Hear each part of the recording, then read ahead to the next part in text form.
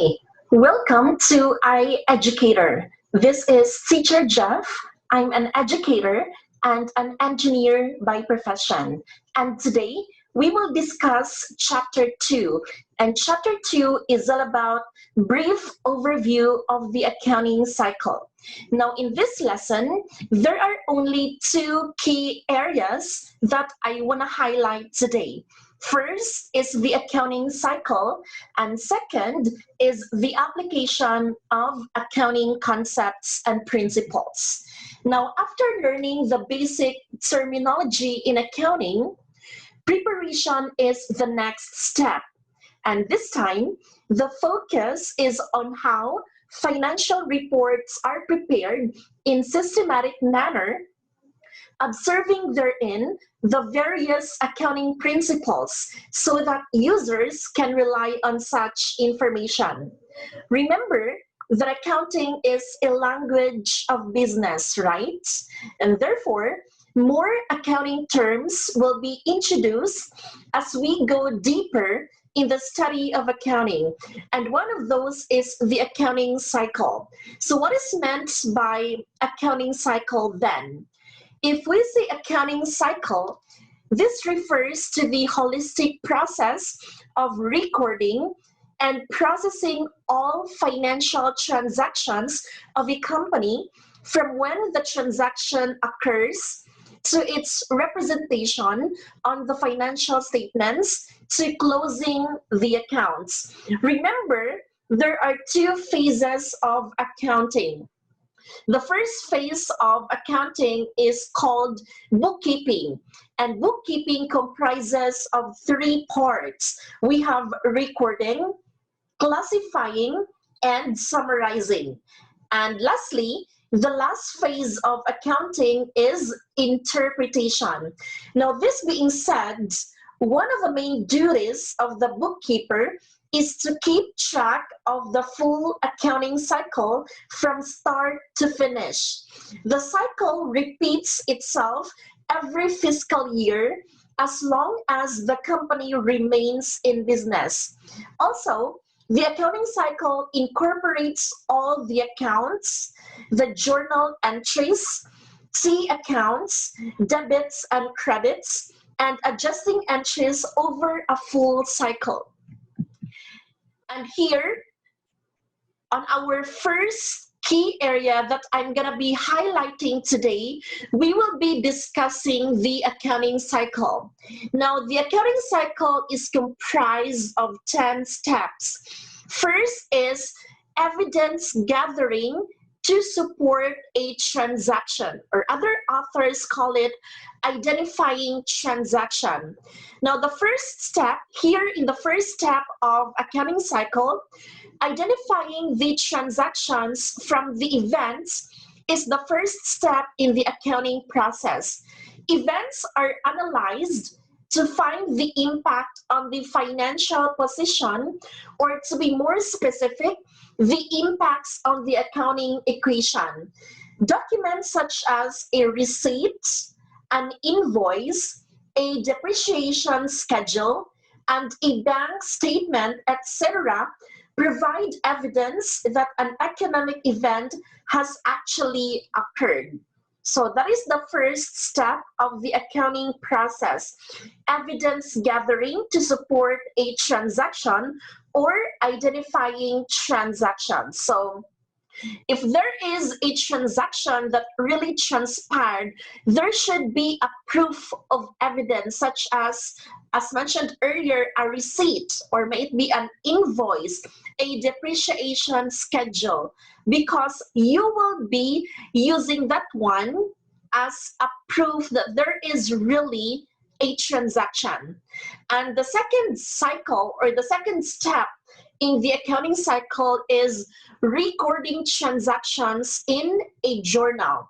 Now, after having identified and analyzed the transactions, the next step is to record these entries in the company's journal in chronological order.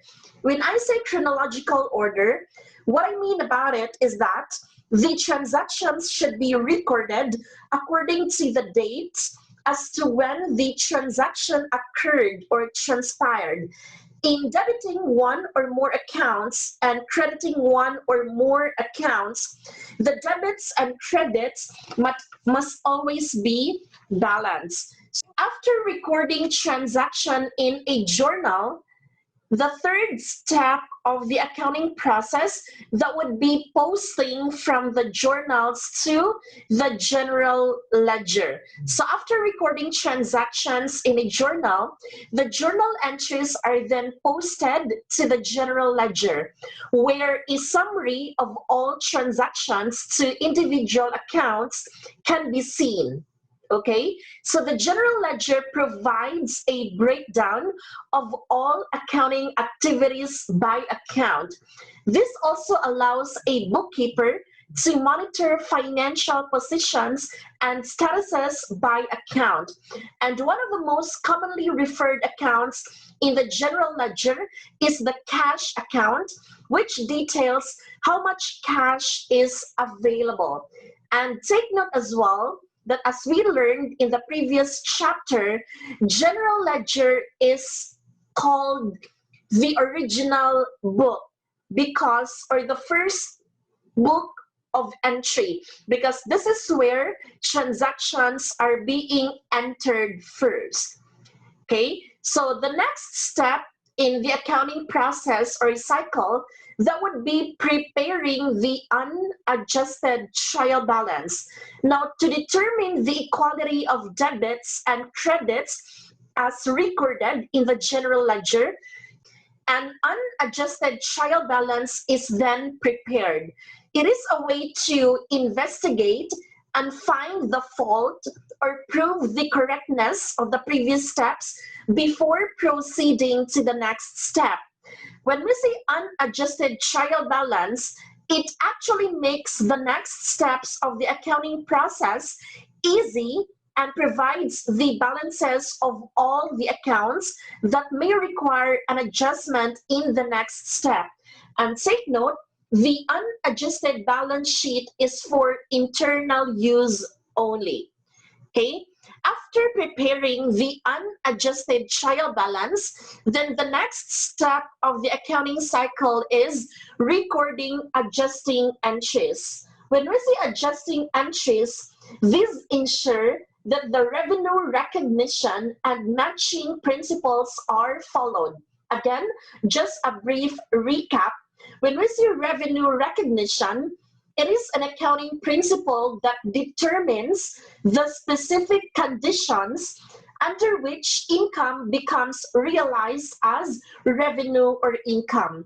And generally, income is recognized when a specific event occurs and the income pertaining to it is measurable. Moreover, income is recognized when the company delivers merchandise or services to its customers. On the other hand, if we say matching principle, this principle states that the reason the business earns an income is because it simply spends. And so for this matter, for accounting purpose, we will match the expense incurred to the revenue earned. Therefore, to find the revenues and expenses of an accounting period, adjustments are required. Adjusting entries are required to be is because a transaction may have influenced revenues or expenses beyond the current accounting period, and to journalize the events that not yet recorded. Okay, so that's the fifth step. Now, the next step in the accounting cycle is the preparation or preparing the adjusted trial balance. An adjusted trial balance contains all the account titles and balances of the general ledger, which is created after the adjusting entries for an accounting period have been posted to the accounts. Also, it is an internal document and is not a financial statement. Again, Your adjusted trial balance is just an internal document and is not considered as a financial statement. It just helps to create the income statement and balance sheet and provide enough information for preparing the cash flow statement. And the seventh step in the accounting cycle, that would be called preparing the financial statements. If we say financial statements, these are presented from the balances from the adjusted trial balance. Again, these are presented from the balances from the adjusted trial balance. The financial statements are then made at the very last of the accounting period. Now, usually, the financial statements that are prepared at the end of the accounting period are income statements, statement of financial condition, or also known as the balance sheet, statement of cash flows, and the statement of retained earnings. These financial statements are the output of the accounting process, which are then used by the interested parties, both the internal and external users. And the eighth step of the accounting cycle, that would be recording closing entries. Now, at the end of the accounting period, closing entries are made to transfer data in the temporary accounts to the permanent balance sheet or income statement accounts. Transferring the balances of the temporary accounts or nominal accounts such as revenue, expenses, and joint accounts to the owner's equity or retained earnings account is used because these types of accounts only affect one accounting period. And the ninth step of the accounting cycle, that would be preparing a closing trial balance. Again, okay? So to make sure that debits equals credits, the final trial balance is then prepared. Now, as the temporary ones have been closed, only the permanent account appear on the closing trial balance to make sure that debits equal credits. And the last step of our accounting cycle, that would be recording reversing entries or preparing of reversal entries. So post-closing entries are optional step of the accounting cycle. Again, this is just an optional step. A reversing journal entry is actually recorded on the first day of the new period for avoiding double counting the amount when the transaction occurred in the next period. All right, so this is what accounting cycle is all about. So just a brief recap about accounting cycle. First, we can tell that the general ledger serves as the eyes and ears of bookkeepers and accountants and shows all financial transactions within a business. And essentially, it's a huge compilation of all transactions recorded on a specific document or on accounting software, which is the predominant method nowadays. For example, if you want to see the changes in cash levels over the course of the business and all the relevant transactions, you would look at the general ledger, which shows all the debits and credits of cash. And lastly, to fully understand the accounting cycle, it's also important to have a solid understanding of the basic accounting principles. You have to know about the revenue recognition when a company can record sales revenue, and the matching principle as well, matching expenses to revenues. All right, so this ends our discussion on the first key area, which is the accounting cycle. Now, moving on to our second key area, Our second key area for today's lesson, that would be the applications of accounting concepts and principles. First, we have entity concepts. When we say entity concepts, this concept states that the personality of the owner and the personality of the business are distinct and separate from each other. This means that the personal expenses of the owners cannot be recorded in the book of the business. One of the principles of accounting is that the owner and the business enterprise have different personalities. Therefore, they cannot be merged. Each personality must maintain its own records of transactions. Examples of the application of this concept are insurance premiums for the owner's house should be excluded from the expense of the business. And another example that would be the owner's property should not be included in the premises account of the business. Again, the reason why it should not be included, because the owner's account and the business itself have different personalities, and therefore they cannot be merged.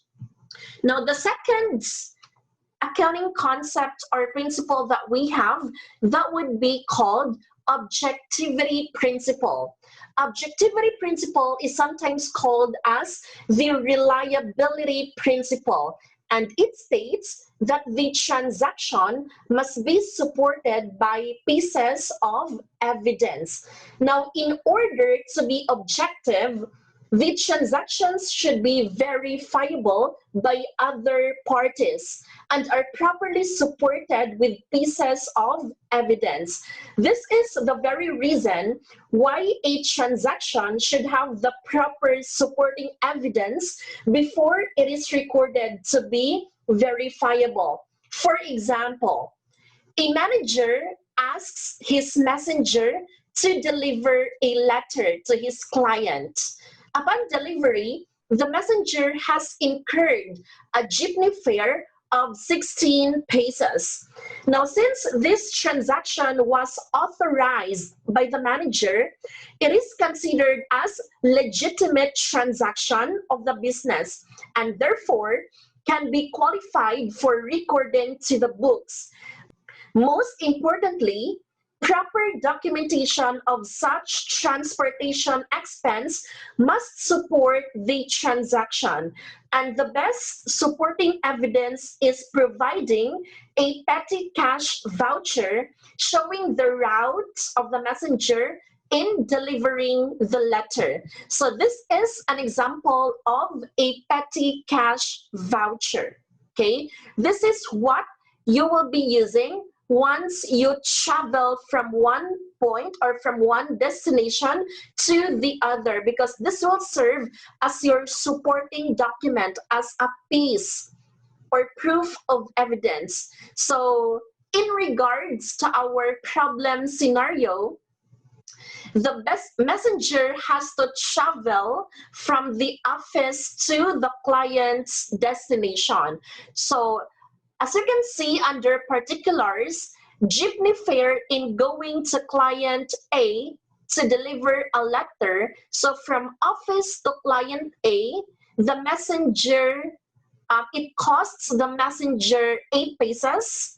And from the office of the client back to the office, another 8 pesos. So a total of 16 pesos. Okay, so that will be presented then to your accounting, because they will be recording that transaction to the book of accounts. Okay, another example under objectivity principle. Okay, another example, a manager asks his messenger to purchase office supplies from Nana bookstore. The office supplies were already purchased for 1,590 pesos. Now, as you can see, the transactions can be qualified for entry in the books of accounts, provided that there is supporting evidence for the purchased office supplies. And also, please take note that pieces of evidence should also pass the government taxing authorities standard, which is the Bureau of Internal Revenue, or the BIR standard. Otherwise, the expense may not be accepted as tax deductible expense. So what are then the standards of the BIR, or the Bureau of Internal Revenue? So here's the following standards. First, the receipt must be in the name of the company. Again, there should be the name of the company reflecting on the receipt. Second, the receipt must be an invoice. When we say invoice, it can either be a cash invoice or a credit invoice, or it can also be an official receipt. Again, first, name of the company, and the receipt must be an invoice. And lastly, the receipt must be claimed during the taxable period only. Now, here's an example of the receipt that we have. Okay, so as you can notice, all right, so here's an example of a receipt in regards to the office supplies that we bought. And let's try to see if this receipt is in sync with the BIR standard. Now, as you can notice, in the upper portion of the receipt, you can see there the name of the business, right? So you have Nana Bookstore. So as per BIR standard, number one, the receipt must be in the name of the company, okay? So that agrees with the BIR standards. It is in sync. Second, as you can see, encircled with a red color, you have their invoice number 355 or 355. Therefore, it is also in sync with the BIR's standard because the receipt is an invoice. So what type of invoice is this? Cash invoice or credit invoice?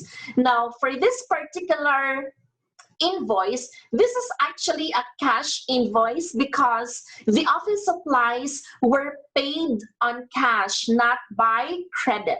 Okay, this is a cash invoice. And lastly, you have there the date when you purchase these office supplies. You have July 8, 2012. And as per BIR standard, third, the receipt must be claimed during the taxable period only. And therefore, this sample receipt is acceptable by the BIR. Okay, that is what objectivity principle is all about. Okay, next we have verifiability principle. Now, when we say verifiability principle, this principle is the effects of the application of the entity concept and objectivity concept.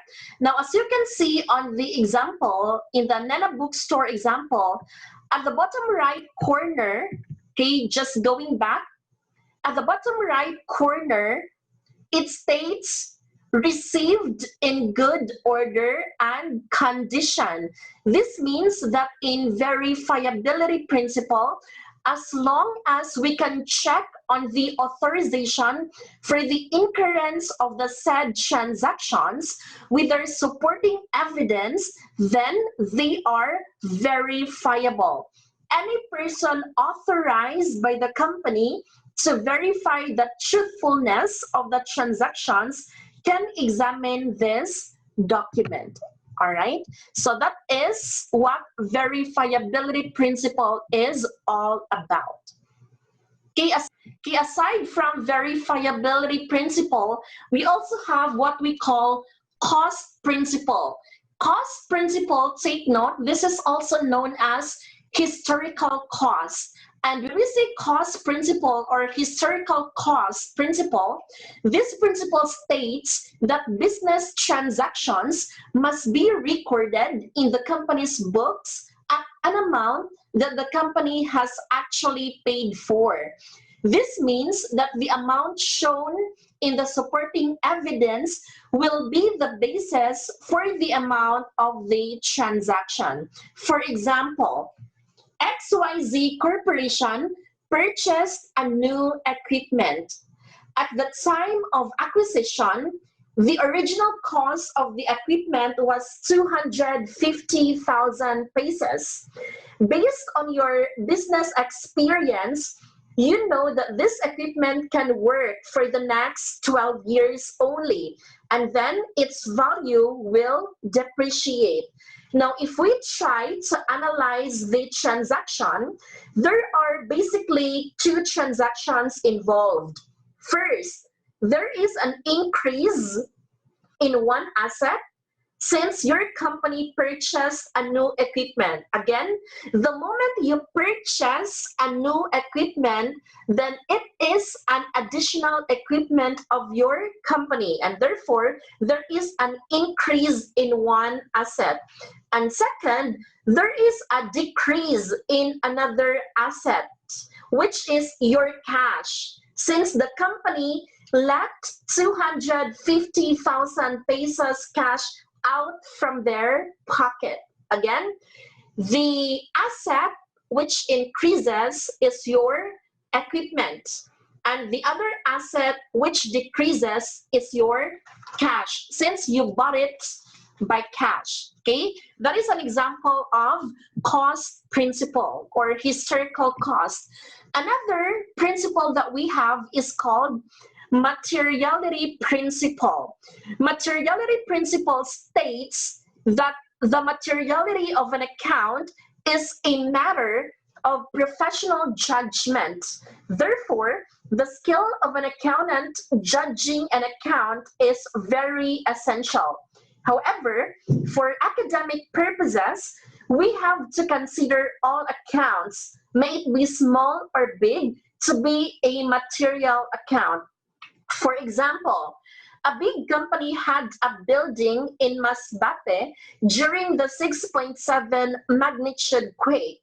The company building was devastated, and after a rough talk with the insurance company, the company reports an extraordinary loss of 200,000 pesos. The company has a net income of 200 million pesos. Now, in this example, the materiality concept states that this loss is immaterial. Why immaterial? Because the average financial statement user would not be concerned with something that is only 0.1% of the net income. Where do I get 0.1%? Now, if you try to get the quotient of 200,000 and 200 million, okay, 200,000 divided by 200 million pesos, that's just 0.1%. And your company users or financial statement users rather would not be concerned with something that is only 0.1% of the net income. However, if the amount of loss was, say, 2 million pesos, then the information would have been material to the financial statement users. All right, so this is what materiality principle is all about. And finally, we have revenue recognition principle.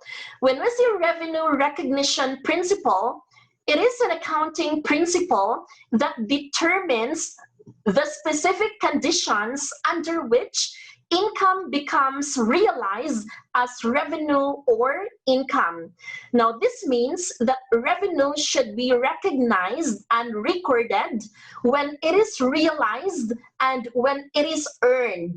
In other words, companies should not wait until revenue is actually collected to record it in their books. Instead, revenue should be recorded when the business has earned the revenue. This is a key concept in the accrual basis of accounting because revenue can be recorded without actually being received. So how can we tell then that revenues are realized or realizable? Well, revenues are realized or realizable when a company exchanges goods or services for cash or other assets. And so for this matter, if a company enters into a transaction to sell inventory to a customer, then the revenue is realizable. The revenue is not recorded, however, until it is earned. In this case, the retailer would not earn the revenue until it transfers the ownership of the inventory to the customer.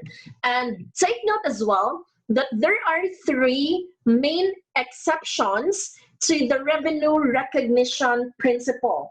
First, some companies or manufacturers may recognize revenue during the production process. Examples, long-term construction and long-term defense contract. And second exception to the revenue recognition principle, some companies recognize revenue after the manufacturing process but before the sale actually takes place. Examples, we have the mining industry, the oil industry, agricultural companies, etc. Okay, and the last exception to the revenue recognition principle, some companies recognize revenue when the cash is actually received. For example, installment sales. Now let's have the first exception first. So the first exception states that some companies or manufacturers may recognize revenue during the production process. Now this is common in long-term construction and defense contracts that takes years to complete. And the revenue in these cases is considered earned at various stages of job completion. That is why it's considered as one of the exceptions to such principle.